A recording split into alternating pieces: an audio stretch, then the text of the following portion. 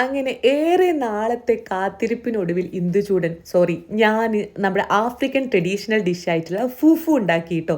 സംഭവം നിങ്ങളെല്ലാവരും വീഡിയോയിലൊക്കെ കണ്ടിട്ടുണ്ടാവും. അവർ കഴിക്കുന്നത് കാണുമ്പോൾ ഒരു കൗതുകമൊക്കെ എനിക്ക് തോന്നിയിട്ടുണ്ടായിരുന്നു കേട്ടോ. കാരണം മറ്റേത് ഡിഷ് കാണുന്ന പോലെയല്ല, ഇത് നല്ല ചൂടോട് കൂടിയിട്ട് എന്നെപ്പോലെ തന്നെ നിങ്ങളെല്ലാവരും ആ ഒരു വീഡിയോ കണ്ടിട്ടുണ്ടാവും.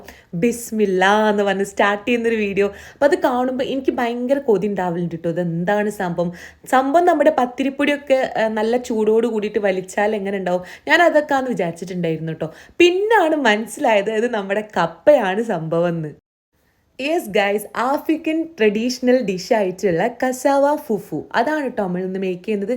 കപ്പ് എടുക്കുക, നല്ലപോലെ ക്ലീൻ ചെയ്യുക, എന്നിട്ട് ചെറിയ പീസായിട്ട് കട്ട് ചെയ്തിട്ട് ഒരു മിക്സിയുടെ ജാറിൽ ഇട്ട് കൊടുക്കുക, കുറച്ച് വെള്ളം ഒഴിച്ച് കൊടുക്കുക, അതിലേക്ക് ഒരു പാകത്തിനുള്ള ഉപ്പും കൂടെ ചേർത്തിട്ട് ഫ്രൈ പാനിലിട്ടിട്ട് ഇതാ ഡിങ്ക് ഡിങ്ക് ഡിങ്ക.